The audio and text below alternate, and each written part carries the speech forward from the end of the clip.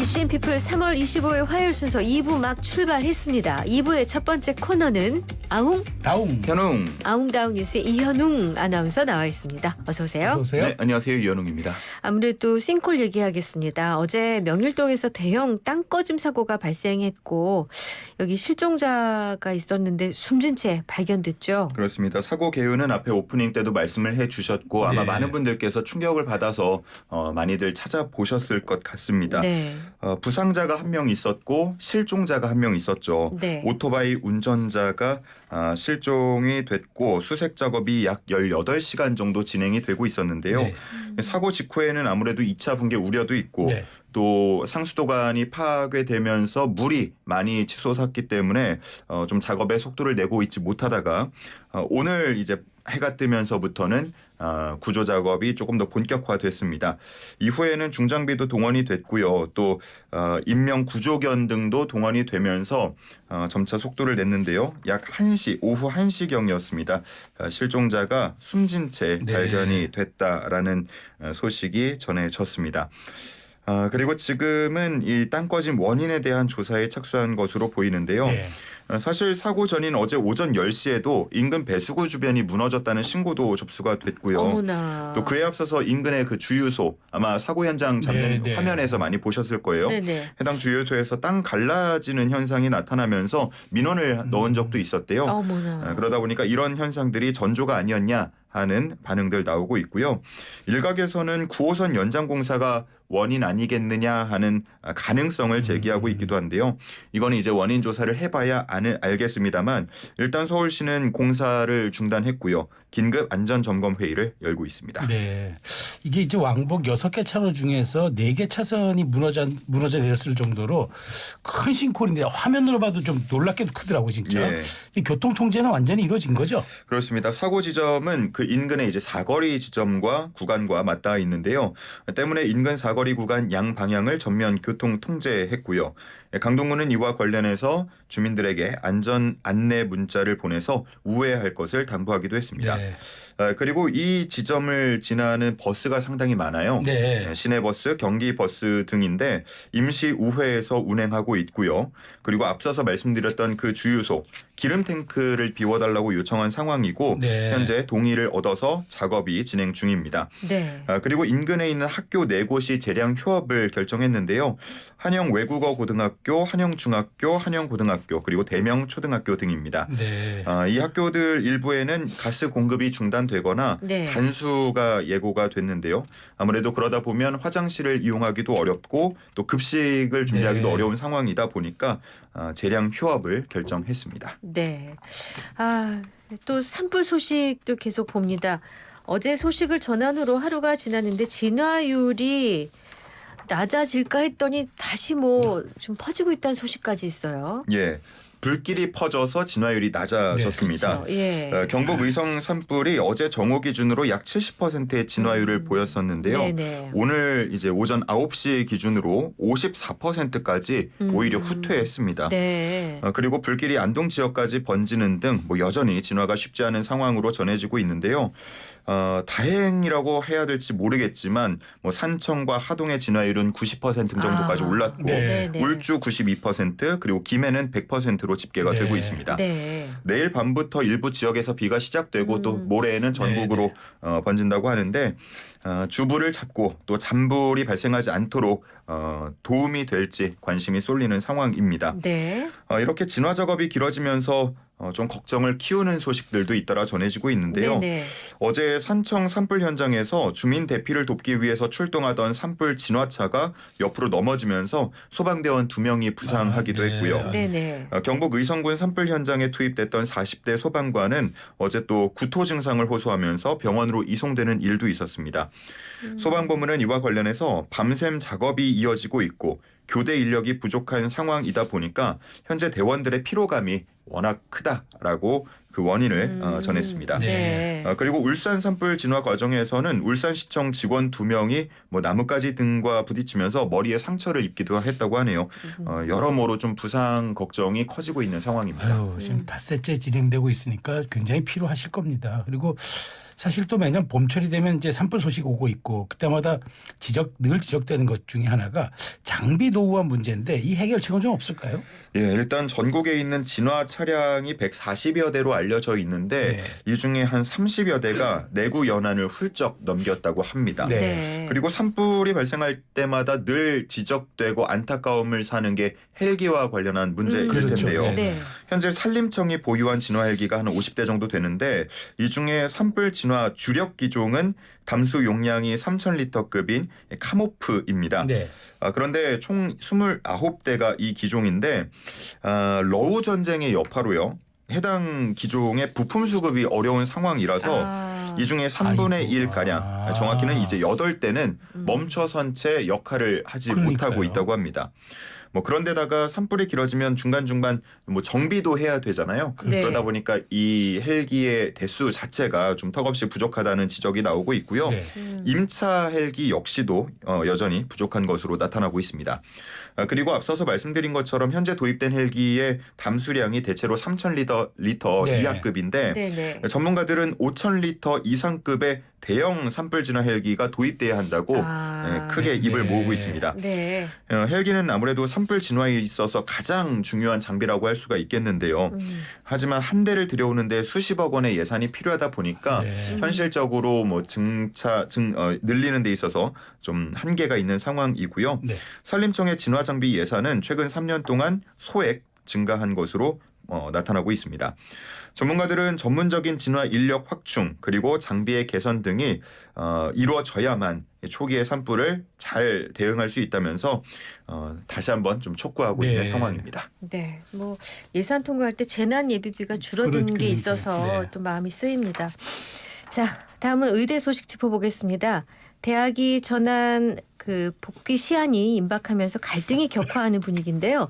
비의대생들의 비판 목소리가 거세지고 있다고요? 그렇습니다. 의대 정원 증원 논란이 시작되면서 의대생들의 휴학 그리고 수업 거부가 시작된 게 작년 2월부터니까 1년이 이제 넘었습니다. 네. 그 과정에서 의대생들이 학교로 돌아오도록 여러 사안을 조율하고 있는 과정인데요. 네. 이 모습이 의대가 아닌 다른 학생들이 봤을 때는 이거 좀 받아들이기 어려운데 하는 반응들이 나오고 있습니다. 이 이야기들을 좀 들어보면 네. 정부와 학교가 의대생에게 쩔쩔매는 모습을 보이는데 비의대생 입장에서는 상상하기조차 어렵다. 네. 타과생들은 몇 번만 수업에 빠지더라도 바로 F학점을 받는데 1년이 지나서 이제야 유급이나 재정 논의를 한다는 건 차별에 가깝다. 이런 반응들이 나오고 있는 겁니다. 네.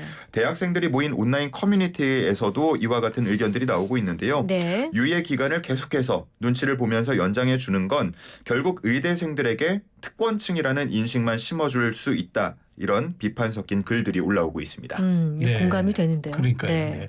근데 이제 등록을 마감한 의대의 경우에는 절반 정도는 복귀했다고 하죠? 그렇습니다. 오. 지난 21일에 연세대, 고려대, 경북대는 등록을 마감했는데 뭐 정확한 명수가 네. 전해지진 않았지만 비율이 어느 정도 전해졌습니다. 네. 한 절반 정도의 학생들이 복귀한 것으로 전해졌고요.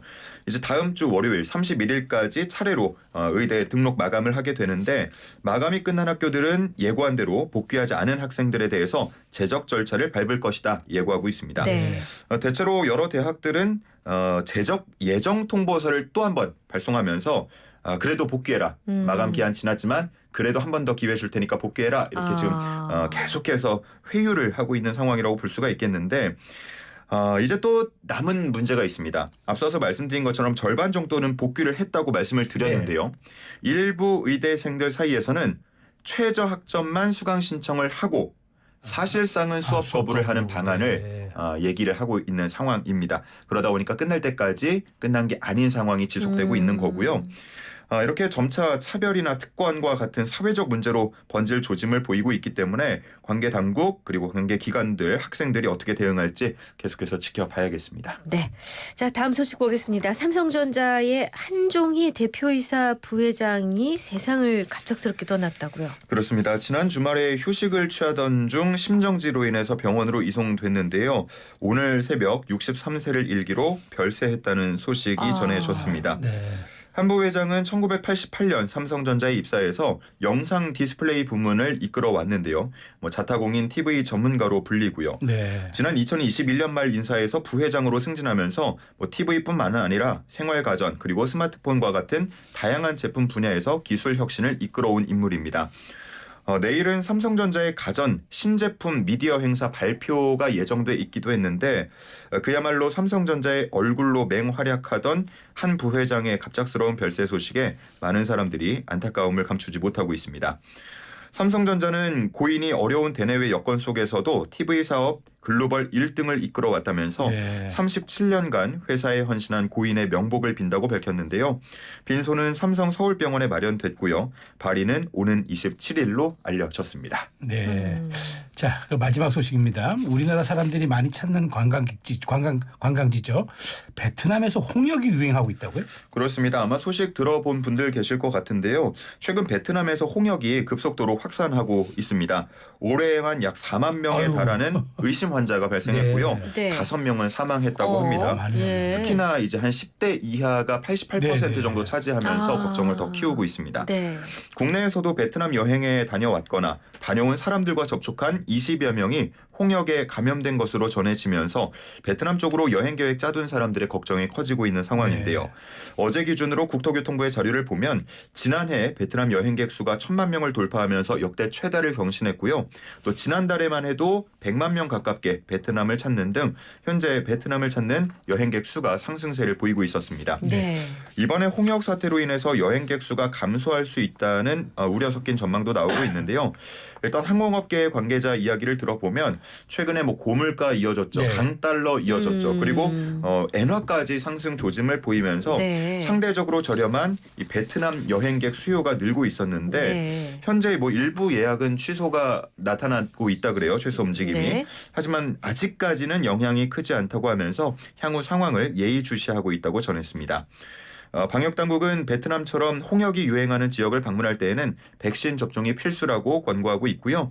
또 손을 자주 씻고 마스크를 착용하는 등 각별한 주의가 필요하다고도 안내하고 있습니다. 사실 우리는 태어나면은 받는 접종이 홍역 예방 접종이 그러니까, 있잖아요. 예. 베트남은 그게 없나요? 글쎄. 제가 그 소식까지는 아직 잘 준비를 못했습니다. 네.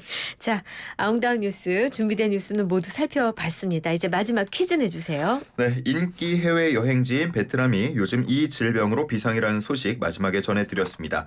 베트남 방문 계획이 있으시다면 백신 꼭 맞으셔야겠고요. 마스크도 잘 챙기셔야겠습니다. 호흡기 감염병인 이것 무엇일까요? 2글자입니다. 자, 네. 영양과다 날지 못하는 힌트요죠. 네. 네. 쉽진 놔주세요. 않지만 네. 제가 좀 잘 설명드려야죠. 네. 이건 이제 말씀하신 대로 바이러스 감염에 의해 접촉, 공기 이런 걸 통해 감염되는 전염병인데 왜 이 이름이 붙었냐? 붉은 역병이라는 의미에서 이 이름으로 불리어집니다. 붉은 역병, 붉다는 거죠. 얼마나 독한 병인지 우리가 몹시 애를 먹거나 아주 어려움을 겪는 일이 있으면은 이것을 치렀다라고 이제 외기 관용구처럼 얘기를 할 정도로 그쵸. 이게 우리 삶에 밀접합니다. 네. 우리가 옛날에 천연두 알죠? 천연두는 마마라고 불렸고 이거는 작은 마마로 불릴 정도로 굉장히 우리 삶에 고통을 줬던 건데 어린이들이 많이 걸려요. 근데 수두는 아닙니다. 수두는 아니고 결정적 힌트 하나 또 드리면은 임진왜란 때 우리 의병장으로 활약했던 곽재우 장군의 별명이 이현웅 아나운서 뭐죠? 저 잘 모르겠습니다. 홍희 장군. 내가 묻고 내가 대답할게. 이게 어느 순간 제 퀴즈 시간이 된 것 같은 느낌. 홍희 장군이야. 홍희 장군. 여기까지. 네, 정답은 샵 0945 우물정 0945 단문 50원 장문 100원 유료 문자 YTN 어플과 유튜브 실시간 댓글창은 무료로 열어두겠습니다. 정답 많이 보내주시고요. 노래 하나 듣겠습니다. 노래 소개하기 전에 우리 이현웅 아나운서 얼른 보내드려야죠. 수고하셨습니다. 고맙습니다.